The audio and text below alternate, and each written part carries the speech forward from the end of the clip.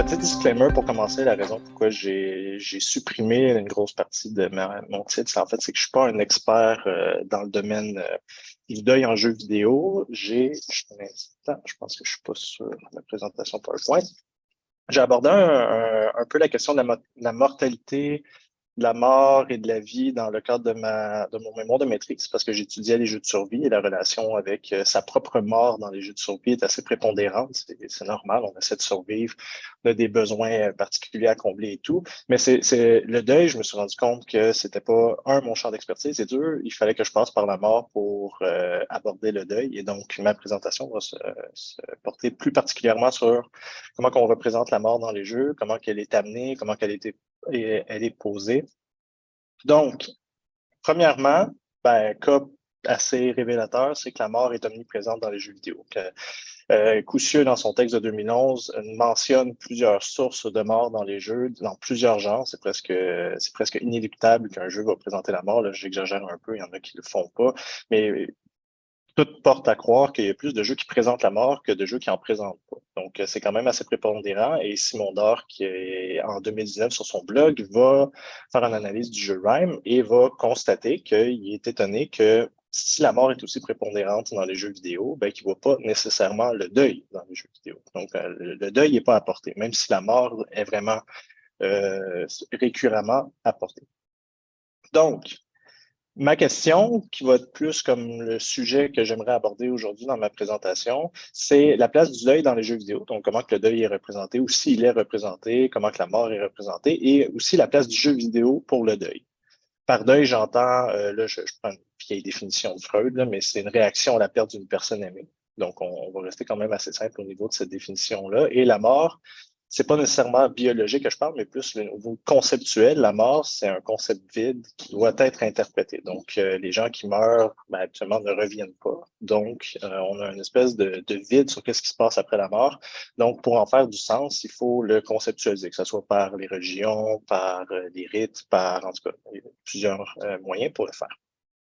Donc, je vais également me baser sur 3 questions qui ont été abordées par Diana et Vlad Melnik pour souligner en fait peut-être une problématique, je veux dire, des pays occidentaux que je vais présenter plus vers la fin, mais les auteurs et les auteurs, ils présentent la question de la mort comme étant difficile, en fait, le deuil comme étant difficile à aborder dans un médium qui est toujours dans le retour en arrière. Donc, on va parler de rejouabilité, par exemple. Donc, comment que je peux faire un sentiment de deuil dans un jeu vidéo où est-ce que la personne peut toujours recommencer le jeu vidéo? Donc, par exemple, anecdote personnelle, j'ai joué à Vampire avec un grec, qui est un jeu. Donc, si je tue quelqu'un, comment que le jeu vidéo, c'est une galerie parce que je le mentionne souvent ces temps-ci, mais comment que le jeu vidéo peut m'apporter une mort comme étant signifiante? Dans Vampire, c'est très simple, il y a une sauvegarde. Et le jeu force la sauvegarde à chaque fois qu'on fait une action. Donc, je ne peux pas revenir en arrière une fois, ou en tout cas, je ne peux pas facilement revenir en arrière une fois que j'ai fait un choix délicat qui a peut-être causé la mort d'une personne que j'appréciais particulièrement. Qu'est-ce que ça conclut, en fait, ces questions-là? C'est que la mort, étant donné qu'elle est souvent abordée comme une mécanique de jeu, donc si je meurs, je dois recommencer, donc il y a le retour en arrière, mais ça va apporter certaines conséquences au niveau de sa représentation. C'est là que le deuil devient difficile à mettre en action. Donc, par exemple, j'ai mis 3 exemples de jeux totalement différents. Par exemple, si on prend le mort comme une simple mécanique, on prend par exemple League of Legends. Quand que je meurs, mon personnage va renaître un petit peu avant pour continuer la partie. Dans ce cas-là, c'est une compilation de pentakill, donc quelqu'un qui réussit à tuer toute l'équipe adverse à lui tout seul dans un temps limité. Ça peut être aussi un événement narratif. Pour ceux qui ont joué à Final Fantasy VII, si je ne me trompe pas, il y a cette mort qui est excessivement infamous chez les fans de Final Fantasy parce qu'elle est inévitable. Donc, l'histoire suit son cours. Ce personnage qu'on jouait va mourir. Et la partie qui est un petit peu moins abordée, c'est l'aspect représentationnel comme un événement. Je vais juste tasser vos visages parce que je ne vois pas ce qui est écrit. Ce sera pas long. Yeah. OK. Comme un événement biologique, émotionnel et social. Là, ce jeu-là, c'est un Mortician Tale où est-ce qu'on va jouer un salon funéraire, où est-ce qu'on va devoir s'occuper de 8 personnes. de A à Z. Donc, on reçoit le corps décédé, faut le remettre en état pour la présentation, il faut discuter avec les familles et tout. Fait on voit vraiment que ce jeu-là prend vraiment par la main les joueurs pour aborder la question du deuil. Ça, c'est l'incorporation du jeu. Donc, on a mécanique, narration et représentation. Mais au-delà de son incorporation dans l'expérience, puis là, je vais émettre quelques pistes de réflexion, en fait, pour réfléchir la mort dans les jeux. Il y a aussi la position de la mort par rapport aux joueurs. Parce qu'un jeu vidéo, ce n'est pas forcément et simplement un univers fictionnel. Il y a tout un autre appareillage autour, entre autres le en ligne et le hors ligne, qui fait en sorte que la mort, en fait, va sortir fréquemment de l'univers fictionnel pour aller chez les personnes. Donc, par exemple, j'ai mis encore 4 autres exemples. En haut, le classique virtuel en ligne, on a Battlefield 2042, où est-ce que, bon, je vais tuer des gens parce que l'objectif du jeu, c'est de tuer des gens. Donc, ça, il n'y a rien d'autre à redire. C'est assez classique. Par contre, un virtuel hors ligne, là, c'est Vampire que je mentionnais tout à l'heure. On peut tuer des personnages signifiants pour l'histoire. Donc, c'est des choix qu'on a pour les laisser en vie ou les tuer. Mais quand on rapproche du réel, on sort un peu de l'univers fictionnel. C'est là que la partie sociale embarque un peu plus avec la mort. Pour qu'est-ce qui est en ligne réel, j'ai mis l'exemple de World of Warcraft. Dans ce cas-ci, c'est un joueur proéminent de la communauté qui était grosso modo, il s'est fait connaître parce qu'il était très, très bon en aspect compétitif. Et quand il est décédé, ben, il y a eu une grande réunion auprès des joueurs dans une chapelle dans World of Warcraft pour lui rendre hommage parce que c'était une figure proéminente de la communauté. Et le réel hors ligne, il y a l'histoire de la maman qui, avec la réalité virtuelle, a pu être mis en, euh, en relation avec sa fille qui était décédée. Donc, on voit déjà que le ton change dépendamment dans quel cadran qu'on se trouve au niveau de la position. Et finalement, il y a les implications de la mort pour le jeu. Donc, au niveau mécanique et tout, il y a certaines considérations, mais l'exemple typique qu'Oduro va donner dans son texte de 2015, c'est Brothers. Donc, divulgachage s'en vient. Je m'excuse, c'est comme un peu obligatoire à un certain point.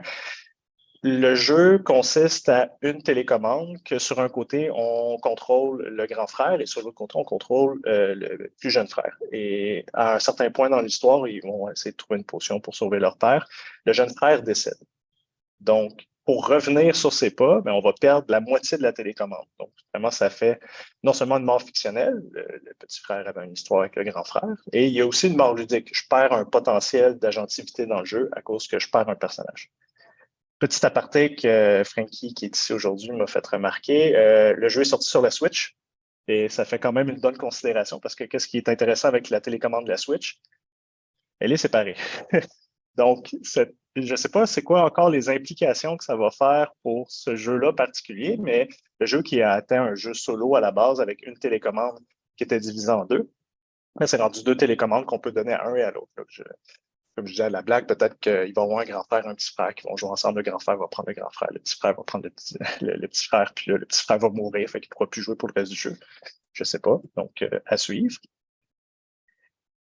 Et moi, ma perspective qui était un peu plus au niveau de mon mémoire de maîtrise, c'est que j'avais une perspective plutôt simulationnelle de la question. Donc, la mort, en fait, c'est une situation qu'il faut que pour l'intégrer dans un jeu, je dois décortiquer et faire un système implémentable dans le jeu. Donc là, ça m'a amené un peu la question, cette perspective simulationnelle-là, c'est pourquoi la mort et surtout la mise à mort est-elle fréquemment imitée par l'entremise des mécaniques de jeu et représentée dans la narration, mais pas forcément incorporée dans le système comme l'événement biologique, émotionnel et social qu'elle est. Donc, le jeu vidéo a beaucoup de potentiel pour exprimer le deuil en tant qu'événement traumatique, entre autres. Mais c'est pas fait fréquemment. C'est fait, je vais montrer quelques exemples à la fin en ouverture, mais c'est pas commun comme approche. Et là, c'est Nicolucci, qui est une chercheuse italienne qui m'a donné une piste de réflexion que j'avais pas réfléchi, que j'ai nommée en ouverture. Et là, je vais lire la citation que j'ai traduite. Selon Flanagan et Nissenbaum, tous les jeux emprunts expriment et incarnent des valeurs humaines.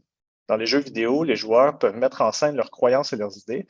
Dans la société occidentale, nous semblons croire que la mort est dangereuse, contagieuse et malade, donc nous la traitons par le déni et l'embellissement des morts. Donc, moi, qu'est-ce que j'en retiens? Et là, c'est un peu mon ouverture, c'est que il y en a des jeux qui abordent le deuil. Je vous en ai mis quelques-uns. Freyer, entre autres, qui est un jeu québécois. Donc, je vous encourage fortement d'essayer. Il y a Mortician Tale, puis Brothers, A Tale of Two Sons que j'ai présenté pendant la présentation, mais il y en a d'autres. Mais ça mériterait, je crois, à être développé davantage dans les jeux, cette question du deuil-là, parce que, entre autres, il y a les adolescents. Ça, c'est un peu la petite ouverture que j'aimerais faire. Les adolescents, entre l'enfance et l'âge adulte, les adolescents ils ont de plus en plus de difficultés avec l'idée du deuil et de la mort, parce qu'il y a un niveau ils sont capables de faire de l'abstraction à cet âge-là. Puis c'est des grandes questions qui se posent. Et avec 89% des jeunes adolescents qui jouent à des jeux vidéo, ça pourrait être une bonne manière d'aller instruire, on va dire, les adolescents au niveau du deuil et tout. Surtout que, par exemple, il y a le domaine de la thanatologie, par exemple, qui l'étudie déjà. Donc, comment on pourrait éduquer la population sur la mort au lieu de toujours la cacher ou la présenter comme un événement triste, etc. Donc, merci beaucoup.